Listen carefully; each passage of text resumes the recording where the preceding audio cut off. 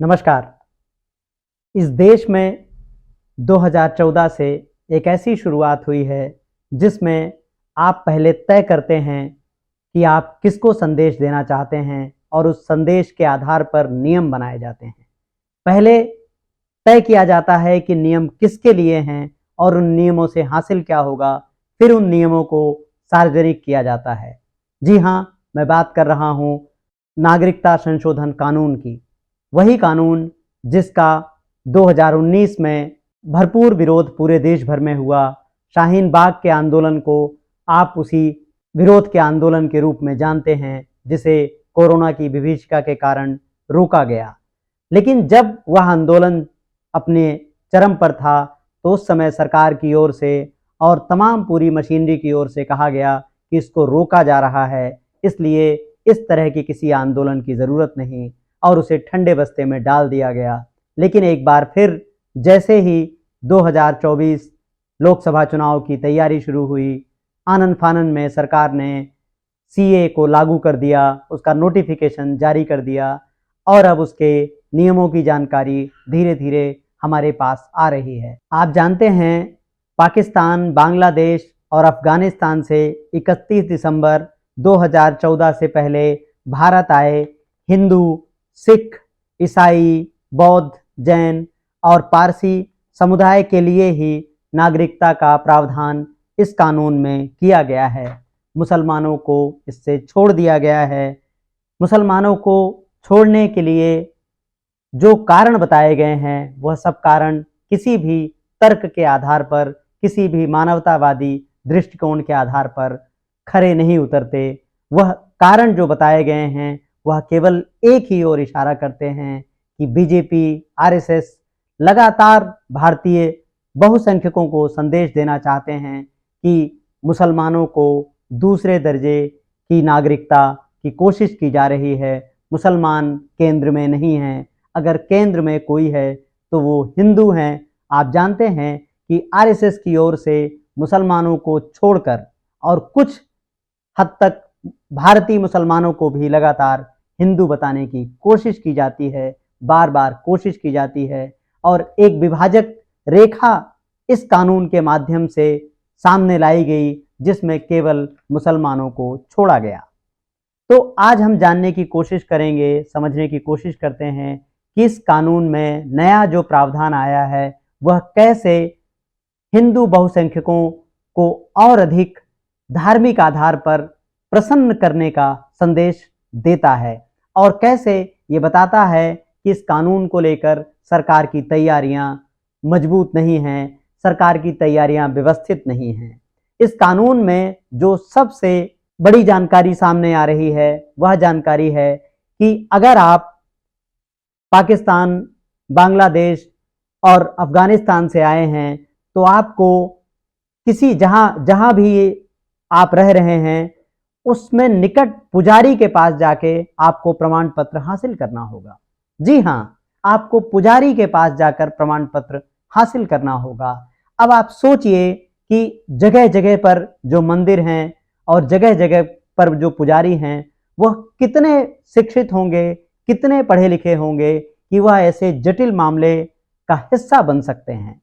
जबकि जब इन कानूनों का नोटिफिकेशन जारी किया गया था तो पुजारी जैसे किसी प्रावधान का जिक्र नहीं किया गया था।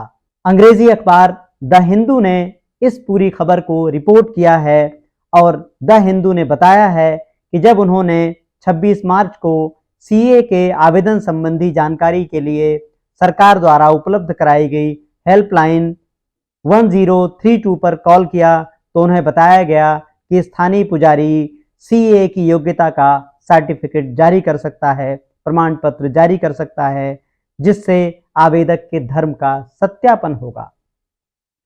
क्या आप यह पाते हैं कि पुजारियों में इतनी क्षमता है या पुजारियों की जानकारी इस तरह है कि वह इस पूरे मामले को डील कर पाएं, इस पूरे मामले से निपट पाएं? यहाँ यह दोहराना जरूरी है, सीए ने जो नियम जारी किए हैं उनमें कहीं भी इस बात का जिक्र नहीं था। अधिसूचित नियमों के मुताबिक एक लोकल रेपुटेटेड कम्युनिटी इंस्टीट्यूशन से ही यह प्रमाण पत्र जारी किया जा सकता है, यानी एक कोई ऐसी प्रतिष्ठित स्थानीय सामुदायिक संस्था जो लोगों के बीच प्रतिष्ठित हो।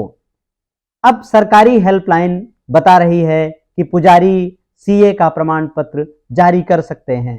यहाँ यह समझना जरूरी है कि इस तरीके का प्रावधान हिंदुओं को एक बार फिर धार्मिक आधार पर आगे रखता है और पुजारी अचानक से आप देखें कि कितने महत्वपूर्ण हो जाएंगे और पुजारियों तक पहुंच किसकी है।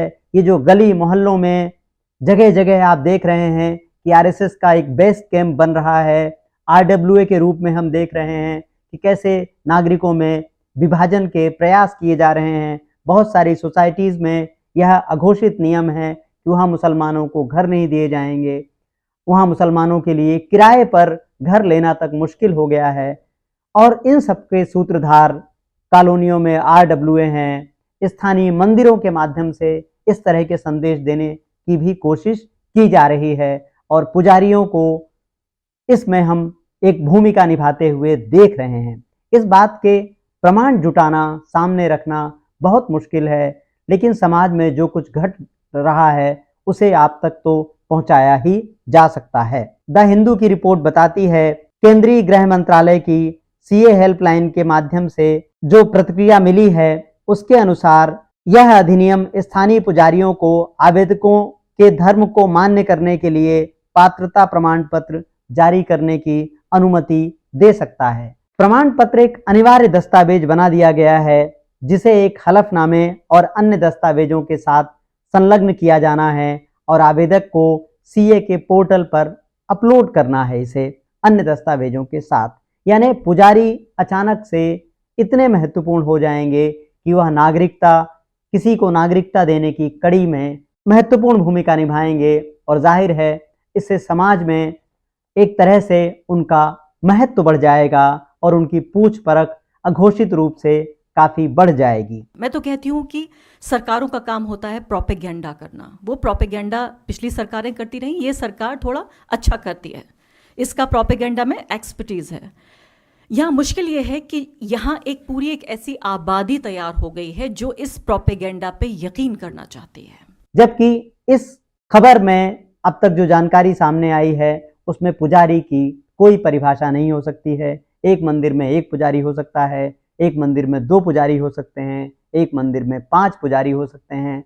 वह सारे शिक्षित भी हो सकते हैं, लेकिन वह सारे अशिक्षित भी हो सकते हैं। उनको इन नियमों की जानकारी कैसे मिलेगी? क्या उनको कोई प्रशिक्षण दिया गया है या किस आधार पर पुजारियों को चुना जा रहा है? इसके बारे में अभी तक कोई भी जानकारी हमारे सामने नहीं आई है। गृह मंत्रालय ने सीए के संबंध में सहायता और जानकारी प्रदान करने के लिए 21 मार्च को यह हेल्पलाइन शुरू की थी, जिसमें आवेदक सुबह 8 बजे से रात 8 बजे के बीच भारत में किसी भी स्थान से टोल फ्री कॉल कर सकते हैं। द हिंदू लिखता है कि पात्रता प्रमाण पत्र के प्रारूप के बारे में पूछताछ करने के लिए 26 मार्च को उसने हेल्पलाइन से संपर्क किया था और कॉल पर मौजूद व्यक्ति ने जवाब दिया।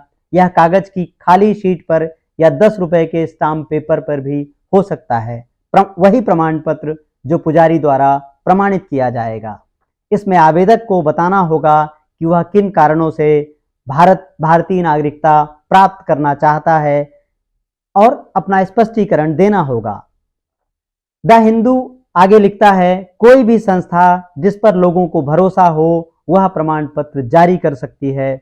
नागरिकता देने का अंतिम निर्णय एक अधिकार प्राप्त समिति करेगी। स्थानीय संस्था केवल यह सिफारिश कर रही है कि वह व्यक्ति किस धर्म से संबंधित है। तो एक तरफ यह प्रावधान पहले से है, लेकिन इसमें पुजारी की भूमिका को अचानक से जोड़ दिया गया है। इस फॉर्म में बताना होगा कि प्रमाण पत्र जारी करने वाले व्यक्ति का नाम क्या है। उसे पुष्टि करनी होगी कि आवेदक 3 देशों के 6 समुदायों में से एक है और वह उन्हें जानता है।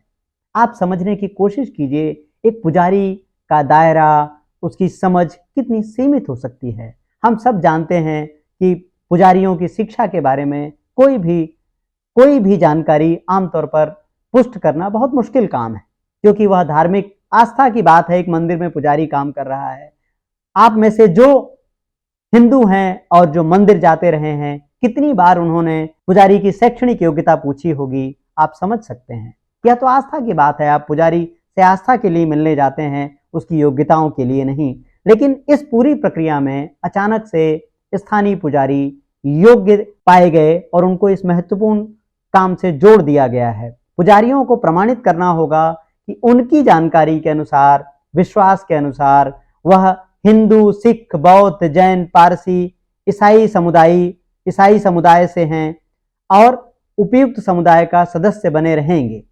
यानी पुजारी भी इस प्रक्रिया में शामिल हो जाएगा जब वह प्रमाण पत्र देगा कि अमुक व्यक्ति इस धर्म से है। लेकिन वह इसकी पुष्टि कैसे करेगा, इसके बारे में कोई भी जानकारी नहीं है। अखबार ने दिल्ली के मजनू का टीला क्षेत्र से कुछ स्थानीय नागरिकों से भी बात की है।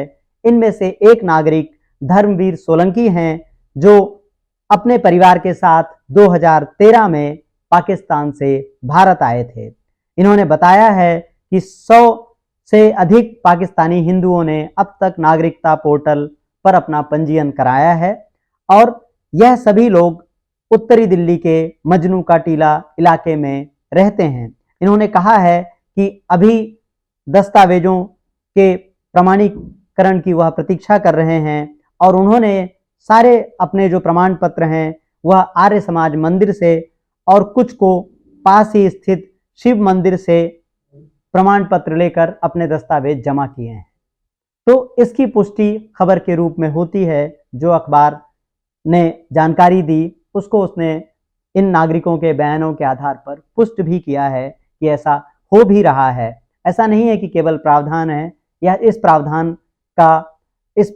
प्रावधान को लागू किया गया है और उसी के तहत लोग प्रमाण पत्र वेबसाइट पर अपलोड कर रहे हैं। सभी नागरिकों को इस विषय पर यह सोचना चाहिए कि कैसे पुजारियों की भूमिका समाज में आने वाले दिनों में अति महत्वपूर्ण होने जा रही है और इसमें जो गड़बड़ियां होंगी उनके लिए कैसे पुजारी जिम्मेदार ठहराए जाएंगे, कैसे पुजारियों का सत्यापन होगा कि जो यह प्रमाण पत्र दे रहे हैं वह पुजारी हैं या नहीं हैं। इन आवेदनों पर अंतिम निर्णय प्रत्येक राज्य में जनगणना विभाग के निदेशक की अध्यक्षता में अधिकार प्राप्त समिति द्वारा लिया जाएगा, जिसमें इंटेलिजेंस ब्यूरो के अधिकारी, पोस्ट मास्टर जनरल, राज्य या राष्ट्रीय सूचना विज्ञान केंद्र के अधिकारी और राज्य के गृह विभाग और डिविजनल रेल मैनेजर में से प्रत्येक का एक प्रतिनिधि शामिल होगा। लेकिन इस पूरी प्रक्रिया का जो सूत्रधार है, जो पहली कड़ी है, वो पुजारी हैं और पुजारियों के लिए किसी तरह के नियम कायदे